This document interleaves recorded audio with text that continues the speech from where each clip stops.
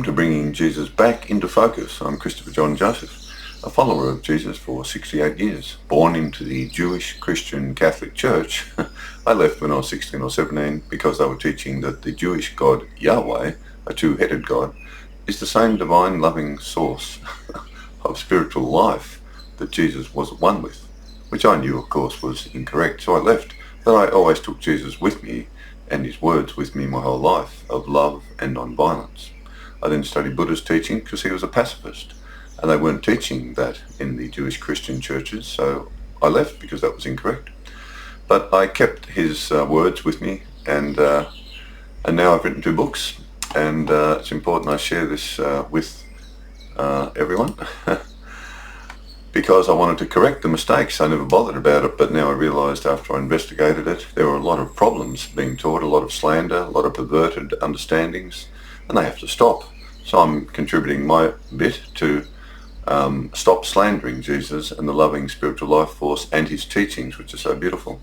So the Gospels of Jesus Unplugged I published a year ago, which is a more clearer translation of the Gospels, removing Jewish overlays and redundant sayings, and also clarifying the Greek translations themselves, which are often very badly interpreted. The Teachings of Jesus Unplugged is the book I'll be reading from today, which will be published in the new year, in the first week of the new year, and available around the world. This is a much more sort of powerful book, talking about the truth of his teachings, the truth of the Jewish religion, which is different to the Christian religion. And so it's a much more powerful book, which will help all Jewish Christians who have left their churches, help them understand why this perversion and distortion is being taught. It's quite historical, really goes back a long way. But we'll be reading from that now today on chapter 5. You can contact me at jcinfocus@gmail.com if you wish to buy a book. Just contact me and I'll set up a price for you, just the wholesale price that I've had to pay at the moment, and postage, and I'll send you a copy. And also just email me regarding your opinions of what I'm saying. So this is the book today. We'll be reading from chapter 5, relatively short chapter, The Teachings of Jesus Unplugged.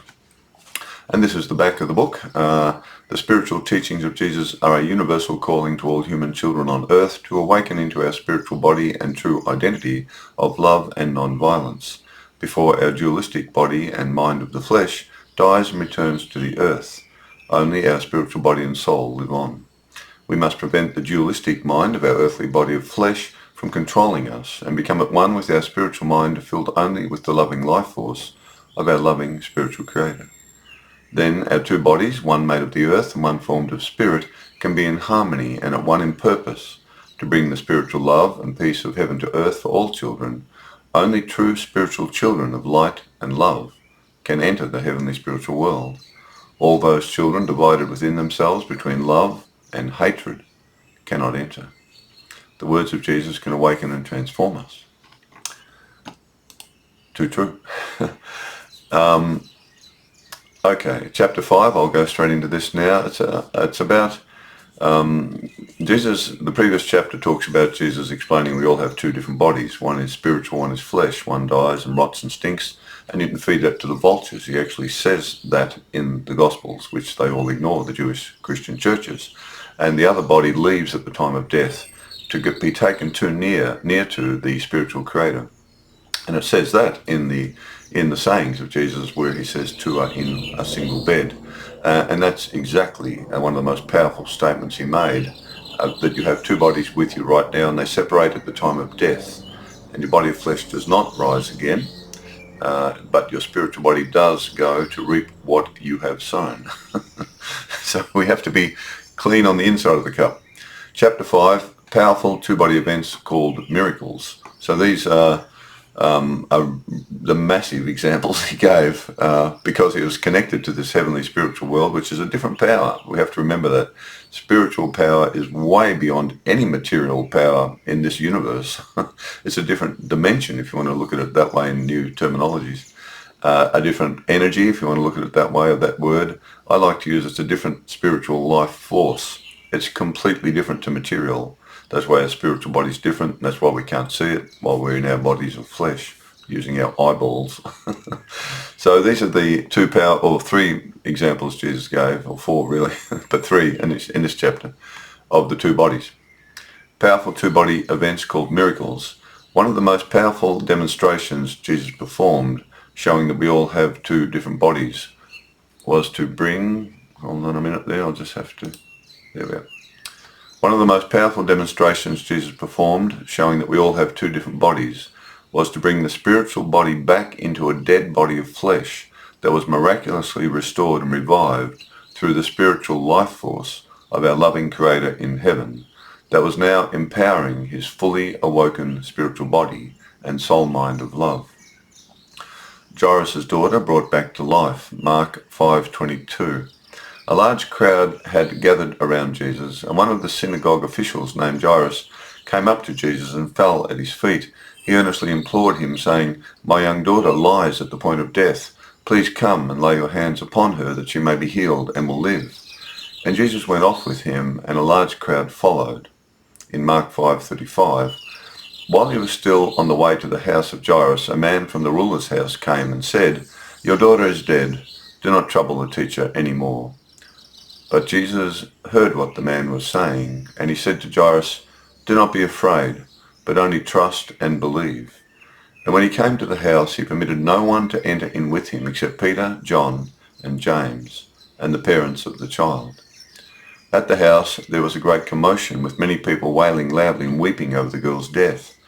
But Jesus said to them, "Do not weep, for the girl is not dead, but only sleeping." And they all ridiculed him. Jesus then put them all outside and went into where the girl was laying. Taking her by the hand, he called to her, saying, "Talitha cumi," meaning, "Little girl, I say to you, awaken." And her spirit returned in her dead body of flesh, and immediately the girl arose, filled again with life, and walked about. She was 12 years old, and those watching were completely astounded. But Jesus strictly commanded them that no one should be told about what he did, then told them to give her something to eat. The girl's body of flesh is dying, so Jesus goes with Jairus to heal her. Then the news that her body of flesh has died comes to them while on the way. But Jesus has committed to heal the girl, and now faced a more serious situation beyond using his spiritual power to simply heal her illness, for now her spiritual body had completely left her physical body. Jesus reassures Jairus not to lose faith in him, and proceeds on despite the person giving the message believing it's hopeless now to save her. Jesus only wants 3 disciples and the parents with him when he brings her spiritual body back into her body of flesh. He also plants a suggestion in the people that she's only sleeping and not really dead. He did this for 2 reasons. Firstly, because they were not spiritually ready to understand we all have 2 different bodies, and they did not know the true spiritual loving Creator and her loving life force now with him, which allowed him to heal. Secondly, he often warned those he healed not to tell anyone else what he had done, as his main work was not to be a doctor of the flesh, but a doctor of the spirit. No matter who he healed or brought back to life, all their temporary bodies of flesh still died later. His main purpose was to bring those dead to their spirit back to eternal spiritual life in the heavenly spiritual world, by helping them find and awaken to their spiritual body and true identity as a spiritual child on earth of our loving spiritual Creator. He speaks the words of healing to the spiritual soul of the girl, as her body of flesh had no life in it. Her spirit and soul were now possibly in the heavenly spiritual world with our loving Creator. But as he is connected with our loving Creator in heaven and must perform his spiritual works to help other children become spiritual, his loving Creator sent the girl's spiritual body and soul back into her body of flesh at his request. As always, it is her loving spiritual life force flowing through the spiritual body of Jesus into the girl's dead body of flesh that performs the miraculous healing of her body. The interesting Greek word Jesus uses when telling her to awaken can also mean to arise. In this case, her spiritual body and soul are re-entering into the body of flesh, and then that body can arise together with her spiritual body, now back within her as one. With the death of Jesus, it was the opposite, as his spiritual body and soul arose and left his body of flesh, leaving it lifeless.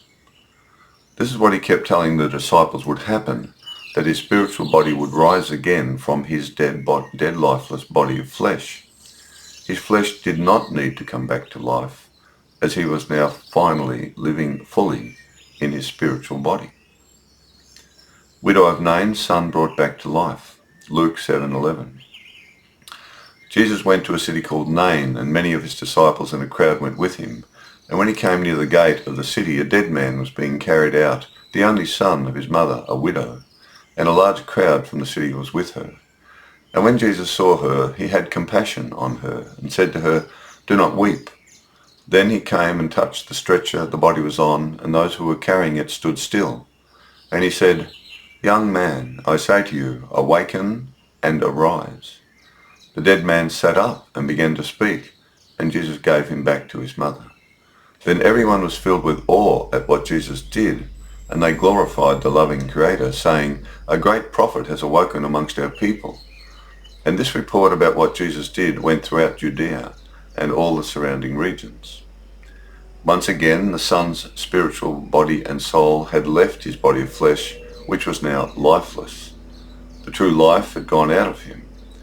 As a living spiritual child on earth of our loving spiritual Creator, Jesus only had to speak the words, and she created exactly what he asked for as her life force in him flowed into the Son's body of flesh.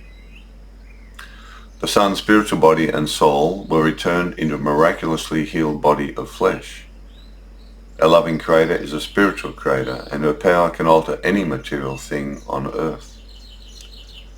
Jesus deliberately chooses to restore the life of the widow's only son, having compassion for her. In those times, to have lost your husband and only son was a serious predicament for a woman. Jesus was also ready to perform the miracle in front of a crowd, unlike the daughter of Jairus. He was clearly beginning to demonstrate and manifest the power of our loving Creator's life force in him more openly. He was gaining a reputation for someone to be listened to.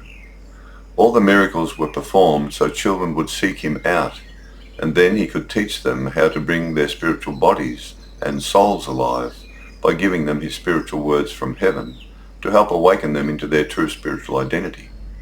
And even those children really lost in the darkness of evil, he would try to raise them up from being dead to their spirit and bring them back to true life and the spiritual light.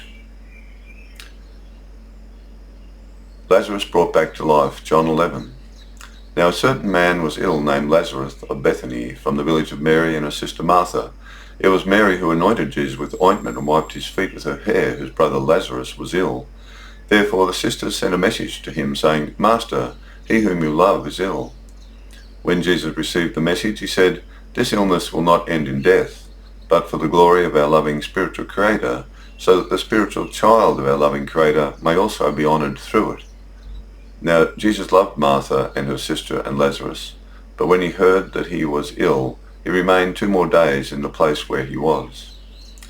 Then after this he said to the disciples, "Let us go to Judea again." The disciples said, "Teacher, the Jews are seeking you to stone you to death, and are you going there again?" Jesus answered, "Are there not 12 hours in the day? If anyone walks in the day, he does not stumble, for he sees the light of this world. But if one walks in the night, he stumbles, because the light is not with him." He then said to them, "Our friend Lazarus sleeps, but I go so that I may awaken him."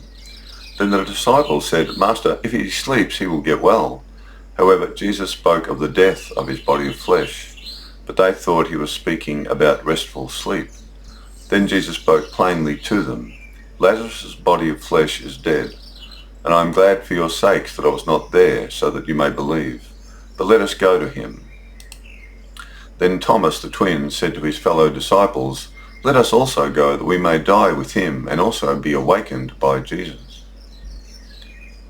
Now Bethany was near Jerusalem, about 2 miles away. When Jesus came, he found that Lazarus had been in the tomb 4 days. and many of the Jews had come to be with those comforting Mary and Martha concerning their brother's death. Now Martha, as soon as she heard Jesus was coming, went and met him, but Mary stayed in the house. Martha said to Jesus, "Teacher, if you had been here, my brother would not have died. But even now I know whatever you ask for of our loving Creator, she will give it to you." Jesus said, "Your brother is raised up." Martha said to him, "I know that he is raised in the resurrection of the Spirit on the last day," possibly a reference to the book of Daniel, where it wrongly refers to many dead people rising from the dust at the end of the world, the apocalyptic belief of some Jews, but not of Jesus. Jesus said to her, "I am the resurrection and the spiritual life. He who believes in me, though he may die to the flesh, he shall live in the Spirit, and whoever believes in me and lives out of the Spirit shall never die. Do you believe this?" She said to him, "Yes, Master, I believe you are the Anointed One, a spiritual child of our loving spiritual Creator, who has arisen in this world." And then she went and called her sister Mary privately, saying to her, "The teacher has come and is calling for you." As soon as she heard that, she rose quickly and came to him. Now Jesus had not entered the town, but was still in the place where Martha met him. Then the Jews who were with Mary in the house, comforting her, saw Mary get up and quickly go out, and followed her, saying she must be going to the tomb to weep there. Then when Mary came where Jesus was and saw him, she fell down at his feet, saying to him, "Master, if you had been here, my brother would not have died." And when Jesus saw her weeping, and the Jews that came with her also weeping, his spirit was deeply moved and distressed. And he said, "Where have you laid him?" They said to him, "Master, come and see." And Jesus wept. Then the Jews said, "See how he loved him."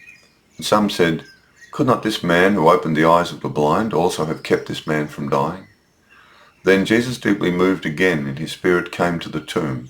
It was a cave, and a stone lay against it. Jesus said, "Take away the stone." But Martha said to him, "Master, by now there will be a stench, for he has been dead 4 days."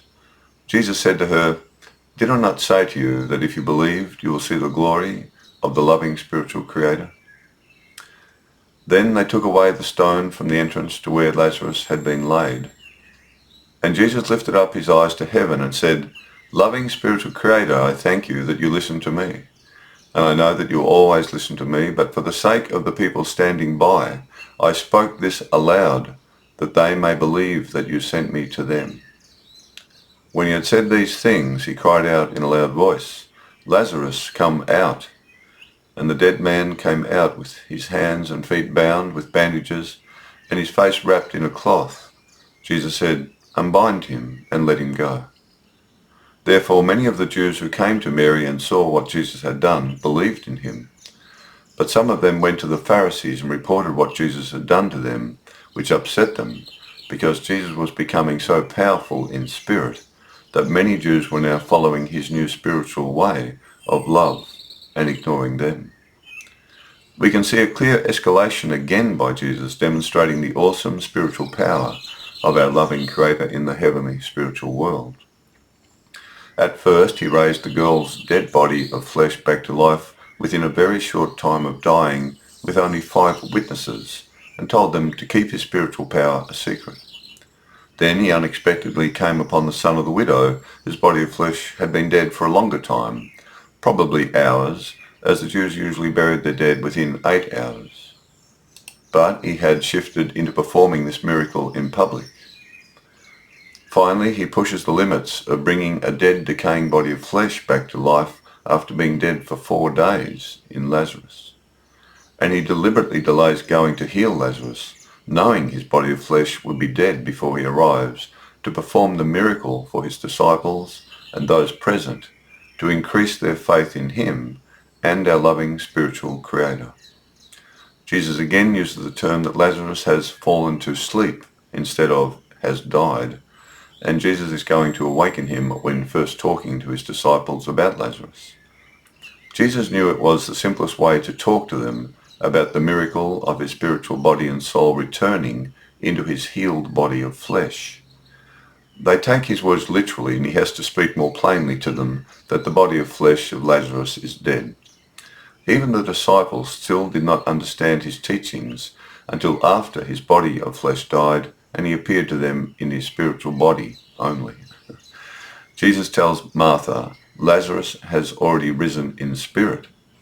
She replies that she understands the resurrection of the spirit takes place on the last day.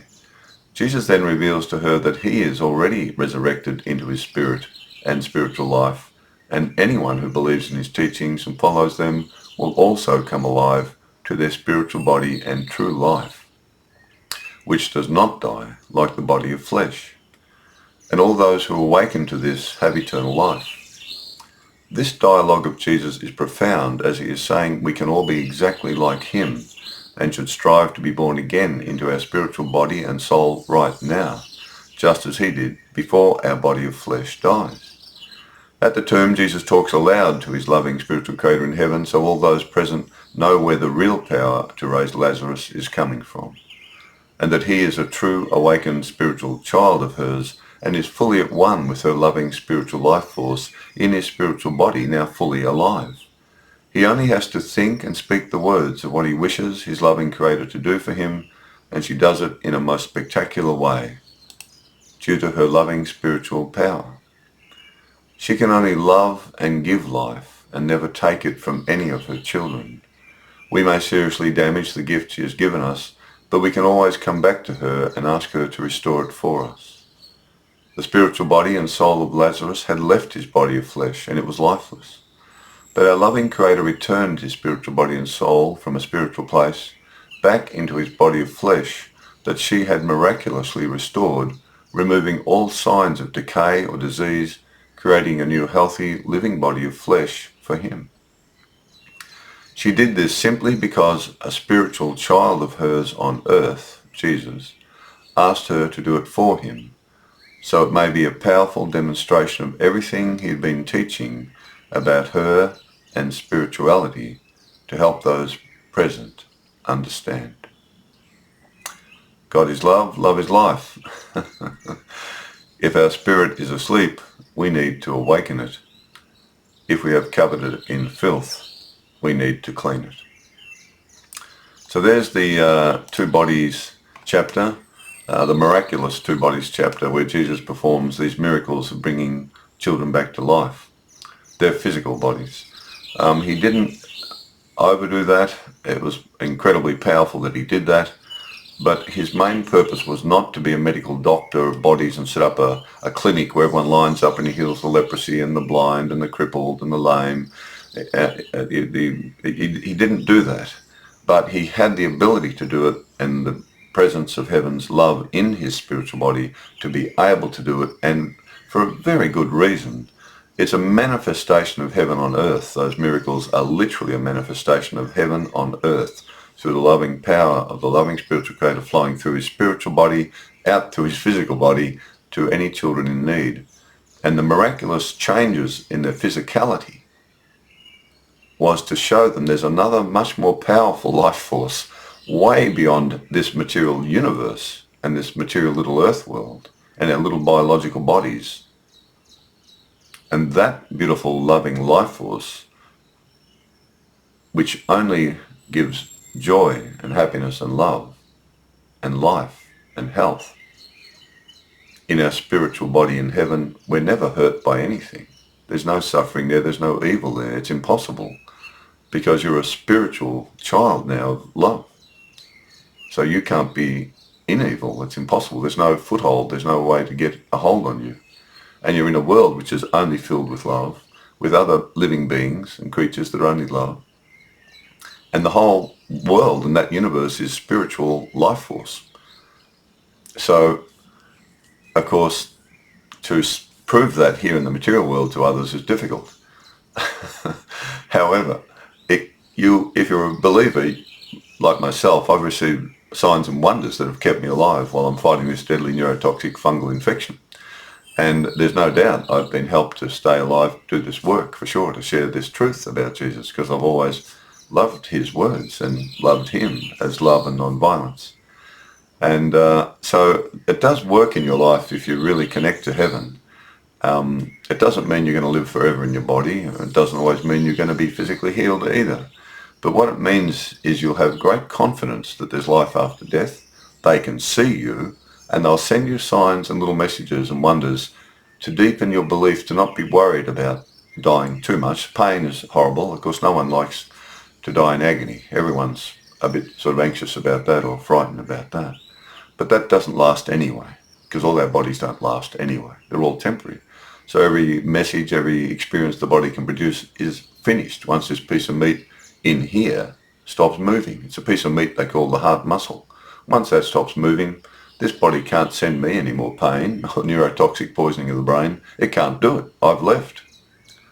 The umbilical cord's been cut between my horse and myself. I'm the rider, the spiritual rider, who now has gotten off the horse because it's collapsed onto the earth.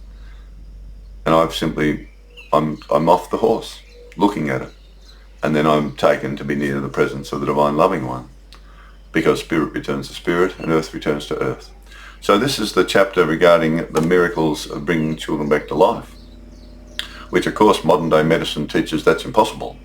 So all of this modern materialism sort of tries to destroy this potential. And yet Jesus said, if you understand my words, follow them and are transformed by them and become alive in your spiritual body and soul, mind of love, you'll be able to do the works I do and even greater things than these. And I believe that, but it's been lost in time, hasn't been passed on correctly, and it's been destroyed by all the Jewish Christian churches anyway. Most of them have destroyed this. So I'm trying to make sure that everyone knows he did do these things, and miracles and signs and wonders can come into your life. And there's no doubt it's happened in my life, so it's helped me a lot to cope with things. So I'll leave you with that chapter now, and I'll have the next chapter on after this one.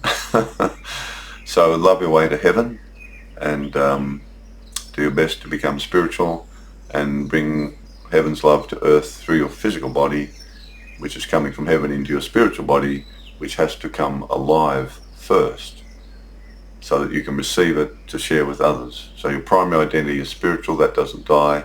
All our bodies of flesh return to the earth because they're made of the earth, but our spirit is different. It's made of a different substance, and it leaves the physical body behind and is taken to be near to, which is exactly what Jesus said in the Gospels, taken to be near to our loving spiritual Creator. But she's perfect love. So when I come into her presence, which I will and everyone does, that's when we'll understand how much filth we've got on us, because she's perfect love. And we'll be there comparing our spiritual life with her, the creator of our spiritual life. If we're not clean, at least very clean, or as clean as we can be, we won't be able to enter a heavenly spiritual world, and we'll be washed downstream in the river called the river of reaping what you sow, to be cleansed. And of course the mass murderers, it's not a laughing matter, because we've got these mass murderers, insane psychotic killers in the world, these warmongers, and their armies of satanic children. And they're all Satan's children, a lot of them. They're not going to get across the river unless they repent right away now and drop their guns and go home. Stop flying drones and missiles and all the rest of it. They're all going to suffer.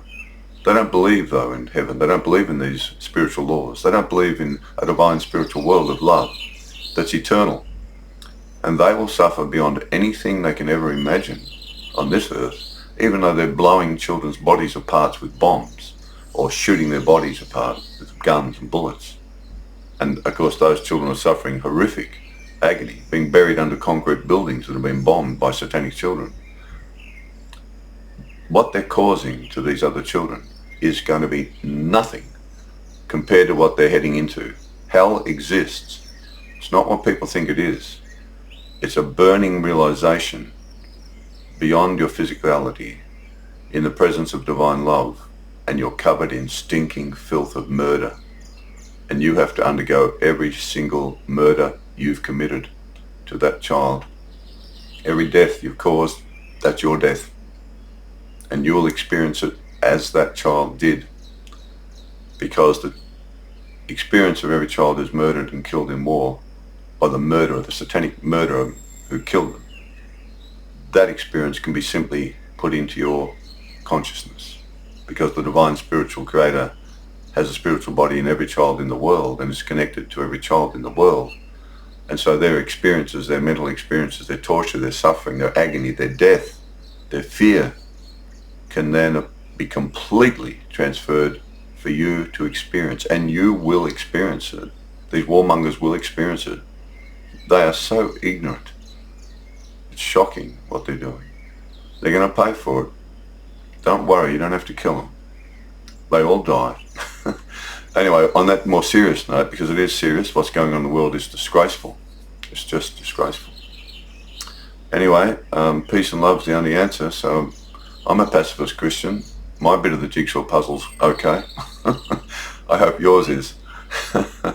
Bring peace and love into the world, and you can't do more than that. So let's join together and be pacifists and stop all the warmongers and destroy the armaments industry. The thing I say about bombs, the only good thing to do with bombs is drop them all on the armaments factories. But no one listens to me. Bye for now.